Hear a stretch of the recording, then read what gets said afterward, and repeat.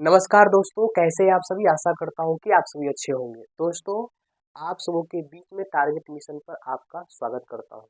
दोस्तों, आज मैं इतिहास का सिलेबस बताने वाला हूँ कि मैं क्या क्या पढ़ाने वाला हूँ।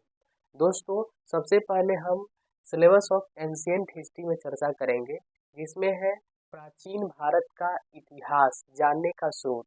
यह है प्राचीन भारत के इतिहास जानने के स्रोतों को हम लोग जानेंगे।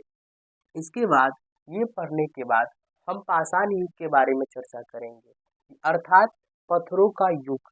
जिस समय मानव को ना तो किसी प्रकार का ज्ञान था, और इस समय मानव जो है किस तरह से पत्थरों से अपना जीवन यापन करते थे।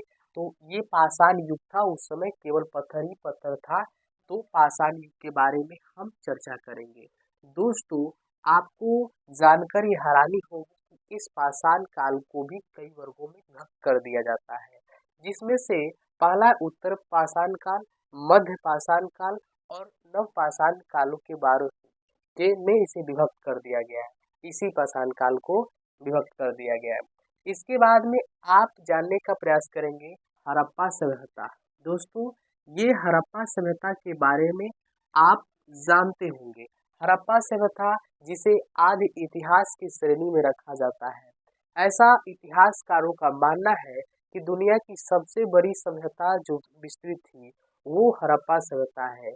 अगर मेसोपोटामिया और मिस्र की सभ्यता को मिला दिया जाए, फिर भी ये सभ्यता उससे 20 गुनी बड़ी थी, हड़प्पा सभ्यता।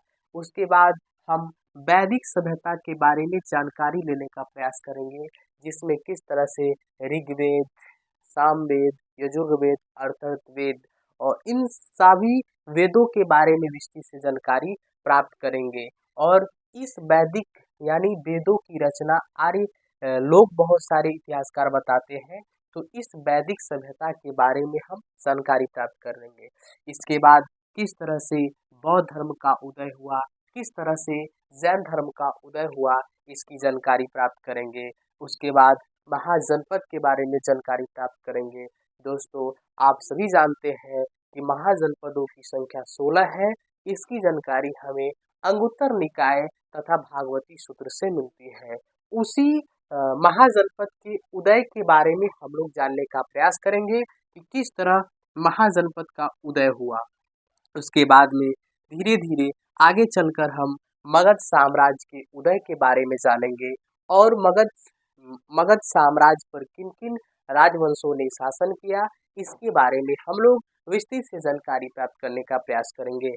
इसके बाद में है दोस्त मौर्य काल और मौर्य काल के समय भारत पर विदेशी आक्रमण हुए, जैसे यूनानी और ईरानी आक्रमण हुए थे। इसके बाद हम मौर्य काल के बारे में जानकारी प्राप्त करेंगे, गुप्त काल के बारे में जानकारी प्राप्त करेंगे। दोस्तों, यह जानकर हैरानी होगी कि मगध साम्राज्य था, जो मगध था वो अधिक विकसित जो किसके शासन काल में, तो यह गुप्त काल में यह अधिक विकसित स्थान पर पहुंच गया था।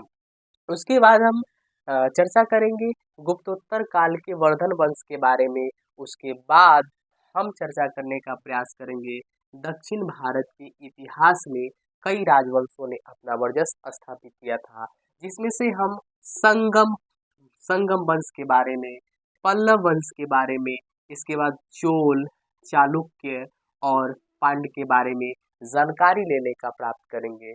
मेरे दोस्तों, इसी क्रमबद्ध तरीके से हम इतिहास को जानने का प्रयास करेंगे, और इसी तरह से हम पढ़ते हुए पूरी प्राचीन इतिहास को समाप्त करेंगे। इसके बाद हम मध्यकालीन इतिहास में प्रवेश करेंगे।